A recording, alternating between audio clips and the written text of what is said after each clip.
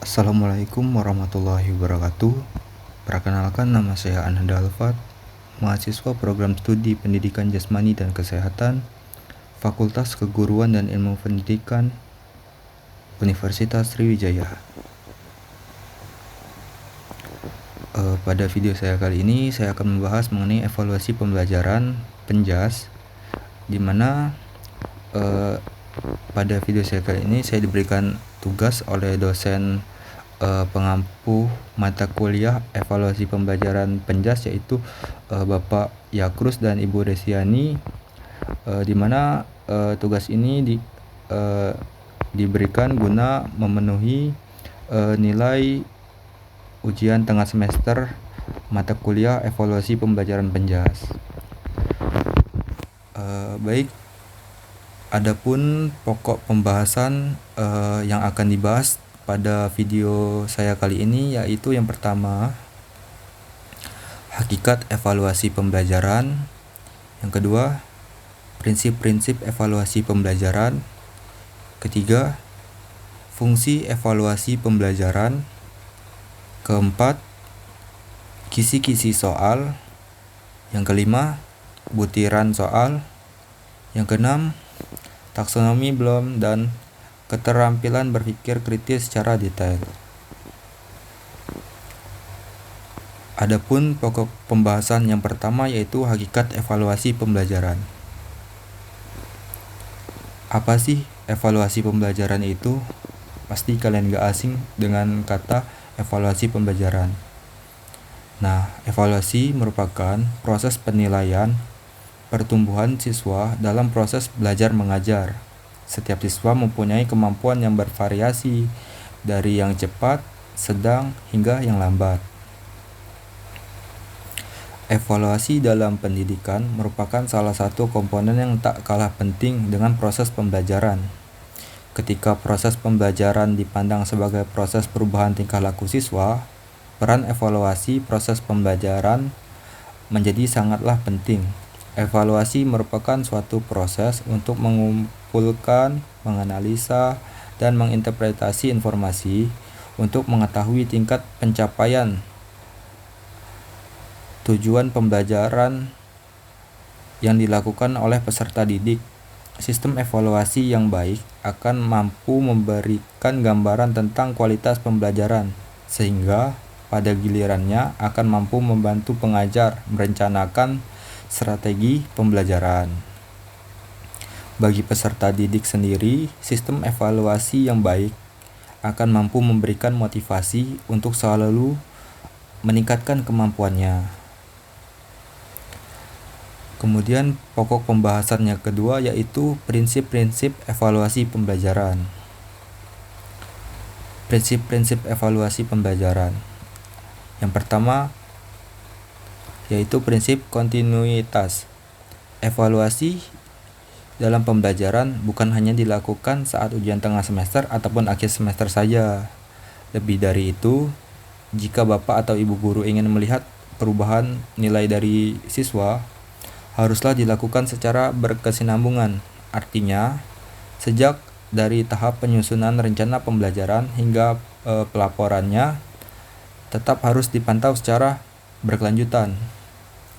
Yang kedua, yaitu prinsip komprehensif. Tidak jarang beberapa guru hanya fokus pada aspek kognitif dari siswanya, padahal dua aspek lainnya, yaitu kognitif dan afektif, terutama berperan besar dalam proses evaluasi pembelajaran. Sebagai guru, memang tidak hanya dituntut bagaimana siswa bisa paham suatu materi. Guru juga dituntut bagaimana bisa membentuk karakter siswa yang baik hingga bisa memiliki dampak positif di kehidupannya. Oleh karena itu, evaluasi pembelajaran yang baik dilakukan dari proses belajar hingga hasil belajar dari siswa. Adapun prinsip yang selanjutnya, itu prinsip kooperatif. Sejatinya, proses evaluasi pembelajaran yang dilakukan harus berkoordinasi dengan berbagai elemen yang turut adil dalam perkembangan siswa, mulai dari kepala sekolah, guru mata pelajaran, wali kelas, orang tua, dan lain-lainnya. Bahkan sangat dianjurkan juga bekerja sama dengan siswa lain. Mengapa? Karena itu bertujuan supaya seluruh elemen yang terlibat dalam evaluasi pembelajaran merasa dihargai atas kerjanya yang dilakukan. Selanjutnya yaitu adanya prinsip objektif. Penilaian harus dilakukan evaluasi belajar yang bersifat objektif, artinya faktor-faktor subjektif seperti hubungan guru dengan siswa, terus adanya faktor perasaan karena merasa tidak tega atau yang lainnya itu tidak boleh dimasukkan ke dalam evaluasi. Jika siswa tersebut mendapat nilai yang kurang baik, berarti harus dimasukkan nilai tersebut dengan pemberian catatan untuk memotivasi siswa agar pemberitahuan kepada orang tuanya. Yang selanjutnya yaitu prinsip praktis. Prinsip evaluasi pembelajaran harus bersifat praktis, artinya kegiatan tersebut harus menghemat biaya, waktu, dan tenaga. Pada prinsip ini sangat menekankan kemudahan guru untuk menyusun instrumen penilaian yang mudah juga, di mana guna tidak hanya untuk dirinya sendiri tetapi juga memungkinkan digunakan oleh guru lain. Seiring dengan kepraktisan tersebut, jangan sampai menghilangkan esensi evaluasi pembelajaran, yakni mencapai keoptimalan dan tujuan belajar. Pokok pembahasan yang ketiga yaitu fungsi evaluasi pembelajaran. Adapun fungsi dari evaluasi pembelajaran ini, yang pertama yaitu alat yang penting sebagai umpan balik bagi siswa.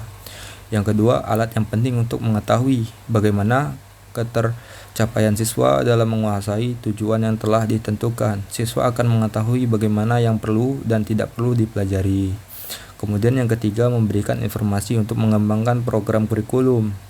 Kemudian yang keempat, memberikan keputusan untuk mengambil keputusan khusus untuk membentuk masa depan. Yang kelima yaitu berguna untuk para pengembang kurikulum, khususnya dalam menentukan jenjang tujuan yang ingin dicapai. Nah, yang keenam yaitu berfungsi sebagai umpan balik untuk semua yang berkepentingan dengan pendidikan di sekolah. Kemudian yaitu pokok pembahasan yang keempat yaitu kisi-kisi soal. Kisi-kisi soal. Kisi-kisi adalah suatu format atau matriks yang memuat informasi yang dapat dijadikan sebagai pedoman untuk menulis soal atau merakit soal menjadi tes. Kisi-kisi disusun berdasarkan tujuan penggunaan tes. Penyusunan kisi-kisi merupakan langkah penting yang harus dilakukan sebelum penulisan soal. Adapun syarat-syarat kisi-kisi, dengan adanya berbagai variasi kisi-kisi yang disajikan, dapat disimpulkan bahwa kisi-kisi harus memenuhi beberapa persyaratan, yaitu yang pertama yaitu mewakili isu kurikulum yang akan diuji. Kemudian yang kedua, komponen-komponennya rinci, jelas, dan mudah dipahami. Kemudian yang ketiga, soal-soalnya harus dapat dibuat sesuai dengan indikator dan bentuk soal yang telah ditetapkan. Kemudian langkah-langkah menyusun kisi-kisi. Pertama, yang harus dilakukan yaitu menentukan kompetensi dasar atau KD yang akan kita ukur. Selanjutnya, memilih materi yang esensial, di mana dilanjutkan dengan merumuskan indikator yang mengacu pada KD. Kemudian kriteria pemilihan materi yang esensial adalah sebagai berikut. Pertama, pendalaman dari satu materi yang sudah dipelajari sebelumnya. Kedua, merupakan materi penting untuk dikuasai peserta didik. Ketiga, peserta sering diperlukan untuk mempelajari materi pelajaran yang lain. Kemudian yang keempat, materi berkesinambungan pada semua jenjang kelas. Dan yang terakhir, materi memiliki nilai terapan tinggi dalam kehidupan sehari-hari siswa. Berikut adalah contoh kisi-kisi, di mana ini merupakan kisi-kisi soal Penjaskes, di mana di situ tertera nomor, kemudian ada KI, KD, kemudian ada materi yang akan dipelajari, kemudian indikator soalnya, terus tingkatan indikatornya ada, kemudian skor, tingkat keseluruhan dan keterangannya. Ini merupakan salah satu contoh kisi-kisi, terutama kisi-kisi dalam mata pelajaran Penjaskes. Kemudian untuk pokok pembahasan yang kelima yaitu butiran soal. Kaidah penulisan soal yaitu ada 6 hal yang harus diperhatikan dalam penulisan soal, yaitu 1.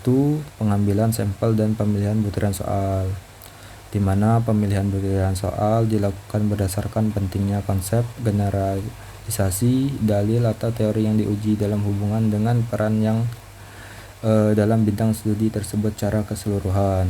Kemudian yang kedua yang harus diperhatikan adalah tipe tes yang akan diujikan. Ada 3 macam tes yang biasanya digunakan, yaitu esai, objektif, dan problematika.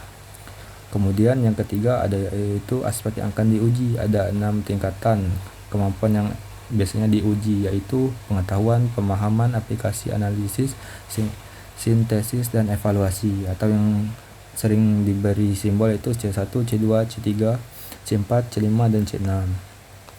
Kemudian yang keempat yaitu format butiran soal.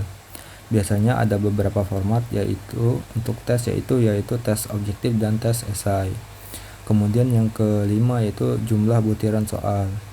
Jumlah butiran soal berhubungan dengan reliabilitas tes dan representasi isi bidang studi yang diteskan. Jumlah butiran soal harus direncanakan, yaitu jumlahnya harus kita ketahui keseluruhannya berapa, terus jumlah untuk setiap topik atau bahasannya, kemudian dilanjutkan jumlah untuk setiap format, terus kita juga harus mengetahui jumlah untuk setiap kategori tingkat kesulitannya, terus dilanjutkan kita juga harus mengetahui jumlah untuk setiap aspek pada ranah kognitifnya ada apa enggak. Selanjutnya yang keenam, distribusi tingkat kesulitan butiran tes. Tes yang baik ialah tes yang mampu membedakan antara kelompok yang baik dengan kelompok yang kurang baik. Salah satunya diindikasikan dengan tingkat keseluruhan di titik sekitar 0,50. Selain itu, tingkat kesukaran soal ditentukan oleh tujuan tes. Selain daripada poin-poin disebutkan di atas dalam perencanaan tes, kita juga memerlukan beberapa pertimbangan lain, yaitu apakah akan menggunakan open book atau closed book dalam tesnya. Kemudian apakah frekuensi pelaksanaan tes itu sering atau jarang. Selanjutnya apakah pelaksanaan tes itu diumumkan sebelum atau secara mendadak, dan bagaimana metode penyajian tesnya. Berikut ini yaitu salah satu contoh soal pada mata pelajaran Penjaskes. Nah, dapat dilihat ini merupakan salah satu contoh soal di mana terdiri dari 20 soal beserta kunci jawabannya, dan membahas berbagai macam materi terutama yang berkaitan dengan Penjaskes. Nah, dapat dilihat. Kemudian untuk pokok pembahasan yang keenam yaitu taksonomi Bloom dan keterampilan berpikir kritis. Taksonomi Bloom adalah struktur hierarki yang mengidentifikasikan keterampilan berpikir mulai dari jenjang yang rendah hingga jenjang yang tinggi. Versi awal dari taksonomi Bloom ini terdiri dari 6 tingkatan, yaitu pengetahuan yaitu C1, yang kedua yaitu pemahaman C2, penerapan C3, analisis C4, sintesis yaitu C5, dan evaluasi yaitu C6. Kemudian berpikir kritis.